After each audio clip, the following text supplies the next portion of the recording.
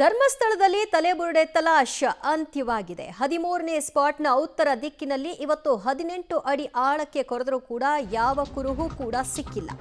ನೇತ್ರಾವತಿ ತಟದಲ್ಲಿನ ಅಸ್ಥಿ ಶೋಧ ಕಾರ್ಯವನ್ನ ಸ್ಥಗಿತ ಮಾಡಲಾಗಿದೆ.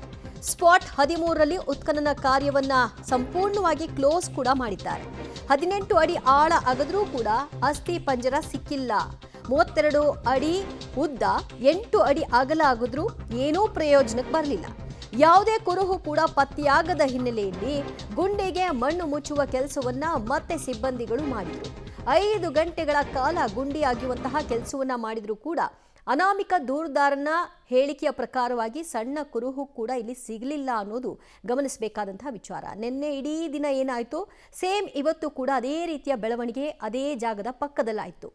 ಅಲ್ಲಿ ಮಧ್ಯೆ ಮಧ್ಯೆ ಮಳೆ ಬಂತು, ಕಾರ್ಯಾಚರಣೆಗೆ ಅಡ್ಡಿಪಡಿಸ್ತು, ಗುಂಡಿಗೆ ನೀರು ತುಂಬಿಕೊಳ್ತು, ನೀರನ್ನ ಹೊರ ಹಾಕಿದ್ರು, ಮತ್ತೆ ಗುಂಡಿ ಅಗೆಯೋ ಕೆಲಸವನ್ನ ಮುಂದುವರಿಸಿದ್ರು. ಅಲ್ಲಿ ನೀರು ಮಿಶ್ರಿತ ಮಣ್ಣು ಸಿಗ್ತಾ ಇದ್ದಿದ್ದು ಆ ಇಟಾಚಿಗಳಲ್ಲಿ ನೋಡಬಹುದಾಗಿತ್ತು. ಒಟ್ಟಾರೆ ಮಳೆಯ ನಡುವೆಯಲ್ಲೇ ಸತತ ಕಾರ್ಯಾಚರಣೆಯನ್ನ ನಡೆಸಿದ್ರು ಕೂಡ ಏನೂ ಪ್ರಯೋಜನಕ್ಕೆ ಬಂದಿಲ್ಲ. ಆದರೆ ಅನಾಮಿಕನ ಹೇಳಿಕೆಯಲ್ಲಿ ಮಾತ್ರ ಯಾವ ವ್ಯತ್ಯಾಸವೂ ಇಲ್ಲ. ಮತ್ತೆ ನಾನು ಜಾಗ ತೋರಿಸ್ತೀನಿ, ಮತ್ತೆ ಉತ್ಖನನ ಮಾಡಿ ಸರ್, ಮಾಡಿ ಮೇಡಮ್ ಅಂತ ಅಂಗಲಾಚಿದ್ದಾನಂತೆ. ಆತ ಹೇಳಿರೋ ಪಟ್ಟಿಯಲ್ಲಿ ಇನ್ನೂ ಕೂಡ ಬಹಳಷ್ಟಿದೆ, ಅದನ್ನು ನಾನು ಇಂತಿಂಥ ಕಡೆಗಳಲ್ಲಿ ಹೂತಾಕಿದ್ದೀನಿ ಅಂತ ಕೆಲವೊಂದಷ್ಟು ಜಾಗಗಳ ಹೆಸರನ್ನು ಕೂಡ ಆತ ಹೇಳ್ತಾ ಇದ್ದು. ಕೆಲವು ಈ script writers, cinema script writers ಸಿನಿಮಾಗಳಲ್ಲಿ ಆ ಕಥೆಗಳಲ್ಲಿ ಒಂದು ಟ್ವಿಸ್ಟ್ ಇರುತ್ತೆ, ಕುತೂಹಲ ಇರುತ್ತೆ. ಆದರೆ ಈತನ ಹೇಳಿಕೆಗಳಲ್ಲಿ ಯಾವ ಟ್ವಿಸ್ಟೂ ಇಲ್ಲ, ಕುತೂಹಲವೂ ಇಲ್ಲ.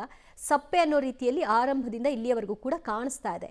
ಮುಂದುವರೆದಂತೆ ಹೀಗೆ ಗುಂಡಿ ಅಗೆಯೋ ಕೆಲಸವನ್ನು ಆತನ ಹೇಳಿಕೆಯ ಪ್ರಕಾರವಾಗೇ ಹೋಗ್ತಾ ಇದ್ರೆ ಕಷ್ಟವಾಗುತ್ತೆ. ಒಂದು ನಿರ್ಧಾರಕ್ಕೆ ಬರಬೇಕಾಗತ್ತೆ.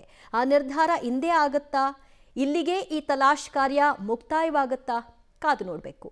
ಒಟ್ಟಾರೆಯಾಗಿ ಇವತ್ತಿನ ಪ್ರಕರಣದಲ್ಲಿ ಗಮನಿಸಬೇಕಾದಂತಹ ವಿಚಾರ ಏನೂ ಸಿಕ್ಕಲಿಲ್ಲ ಅನ್ನೋದು. ಅದು ಏನು, ಒಂದಲ್ಲ, ಎರಡಲ್ಲ, 6 ಅಲ್ಲ, 18 ಅಡಿ ಆಳಕ್ಕೆ ಕೊರೆದಿದ್ದಾರೆ. ಎಷ್ಟುದ್ದ ಎಷ್ಟು ಅಗಲ ಕೊರೆದ್ರೆ ಏನು ಬಂತು, ಸಣ್ಣ ಕುರುಹು ಕೂಡ ಸಿಕ್ಕಿಲ್ಲ. ಆತ ಕರೆಕ್ಟಾಗಿ ನಾನು ಇಲ್ಲೇ ಹಾಕಿದ್ದೀನಿ, ಜಿ ಪಿ ಆರ್ ಕೂಡ ಮಾಡಿದರು.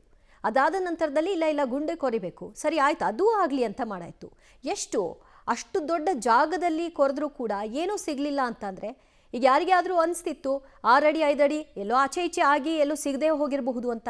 ಇದಕ್ಕೇನು ಹೇಳಬೇಕಾಗಾದ್ರೆ ನೋಡೋಣ ಈ ಪ್ರಕರಣವನ್ನು ಯಾವ ರೀತಿಯಾಗಿ ಕೊನೆಗಾಣಿಸ್ತಾರೆ ಅಂತ. ಬಟ್ ಅಲ್ಲಿ ಧರ್ಮಸ್ಥಳದ ಸ್ಥಳೀಯರು ಏನಿದ್ದಾರೆ ಅವರು ಆರಂಭದಿಂದ ಇಲ್ಲಿಯವರೆಗೂ ಏನು ಹೇಳ್ಕೊಂಬಂದಿದ್ರು ಈ ವಿಷಯದಲ್ಲಿ, ಅದಕ್ಕೆ ಪುಷ್ಟಿ ನೀಡೋ ರೀತಿಯಲ್ಲೇ ಕಾಣಿಸ್ತಾ ಇದೆ. ಯಾವ ಸಾಕ್ಷಿಯೂ ಸಿಗದಿದ್ದ ಕಾರಣದಿಂದಾಗಿ. ಸಿಕ್ಕಿದಿದ್ರೆ ಕತೆ ಬೇರೆ ಇರ್ತಿತ್ತು, ಅದರ ತನಿಖೆ ಆಗಬೇಕಿತ್ತು, ಅದು DNA ಮ್ಯಾಚ್ ಮಾಡಬೇಕಿತ್ತು, ಅದು ಈ ವ್ಯಕ್ತಿ ಹೇಳ್ತಿರೋ ಹಾಗೆ ಏನೋ ಆಗಿರಬಹುದಾ ಅನ್ನೋದು ಗೊತ್ತಾಗಬೇಕಿತ್ತು. ಆದರೆ ಅದಕ್ಕೆ ಪೂರಕ ಎಂಬಂತೆ ಮೂಳೆ ಆದರೂ ಸಿಗಬೇಕಿತ್ತಲ್ವ, ಅದೂ ಸಿಕ್ಕಿಲ್ಲ.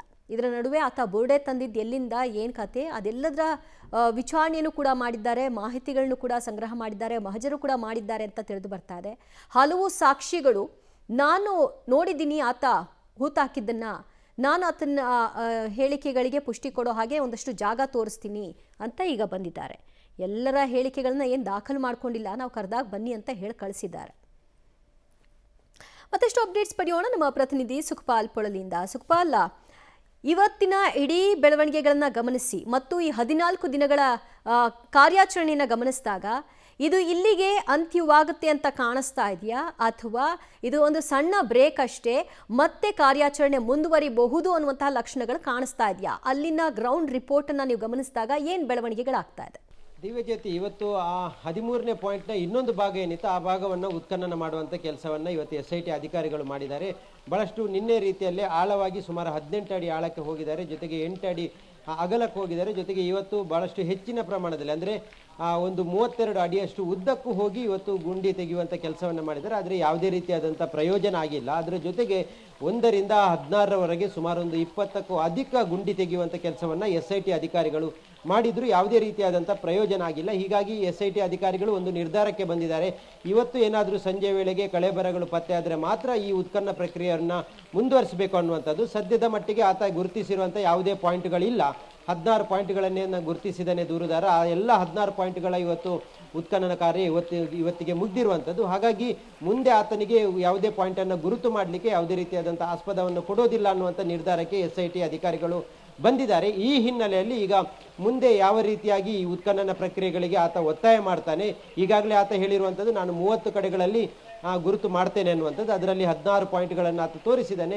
ಇನ್ನು ಉಳಿದಂಥ ಪಾಯಿಂಟ್ಗಳನ್ನು ಆತ ತೋರಿಸ್ತೇನೆ ಅನ್ನುವಂಥದ್ದನ್ನು ಹೇಳ್ತಾ ಇದ್ದೇನೆ. ಅದು ಕೆಲವೊಂದು ಜಾಗಗಳನ್ನು ಈಗಾಗಲೇ ಆತ ಹೇಳ್ಕೊಂಡಿರುವಂಥದ್ದು. ಆದರೆ ಆ ಸ್ಥಳಗಳಲ್ಲಿ ಉತ್ಖನನ ಮಾಡಲಿಕ್ಕೆ ಅಥವಾ ಸ್ಥಳವನ್ನು ಗುರುತು ಮಾಡಲಿಕ್ಕೆ ಯಾವುದೇ ರೀತಿಯ ನಿರ್ಧಾರವನ್ನು SIT ಅಧಿಕಾರಿಗಳು ಈವರೆಗೂ ಮಾಡಲಿಲ್ಲ. ಹೀಗಾಗಿ ಒಂದು ಕಡೆ SITಯ ಮುಖ್ಯಸ್ಥರಾಗಿರುವಂಥ DGP ಪ್ರಣವ್ ಮೊಹಂತಿ ಅವರು ಈಗಾಗಲೇ ಗೃಹ ಸಚಿವರನ್ನು ಭೇಟಿಯಾಗಿದ್ದಾರೆ. ಅವರ ಹತ್ರ ಒಂದಷ್ಟು ಮಾಹಿತಿಯನ್ನು ಹಂಚಿಕೊಂಡಿದ್ದಾರೆ. ಹಾಗಾಗಿ ಅವರು ಹೇಳಿರುವ ರೀತಿಯಲ್ಲಿ ಯಾವುದಾದ್ರೂ ಒಂದು ಹೊಸ ಬೆಳವಣಿಗೆಗಳಾದರೆ ಅದನ್ನು ಉತ್ಖನನ ಪ್ರಕ್ರಿಯೆಯನ್ನು ನಿಲ್ಲಿಸಿ ಮುಂದಿನ ದಿನಗಳಲ್ಲಿ ಈವರೆಗೆ ಯಾವ ರೀತಿಯಾದಂಥ ಪ್ರಕ್ರಿಯೆಗಳಾಗಿತ್ತು ಆ ಎಲ್ಲ ಪ್ರಕ್ರಿಯೆಗಳನ್ನು ದಾಖಲೀಕರಣಗೊಳಿಸಿ ಅದರ ಜೊತೆಗೆ ದಾಖಲೆಗಳನ್ನು ರೆಡಿ ಮಾಡಿಕೊಂಡು ಸಾಕ್ಷಿಗಳನ್ನು ರೆಡಿ ಮಾಡಿಕೊಂಡು ಮುಂದಿನ ತನಿಖೆ ಮಾಡಲಿಕ್ಕೆ SIT ಅಧಿಕಾರಿಗಳು ನಿರ್ಧಾರ ಮಾಡಿರುವಂಥದ್ದು. ದಿವ್ಯ ಜ್ಯೋತಿ. ಥ್ಯಾಂಕ್ ಯು ಸುಖಪಾಲ್ ನಿಮ್ಮೆಲ್ಲ ಮಾಹಿತಿಗೆ.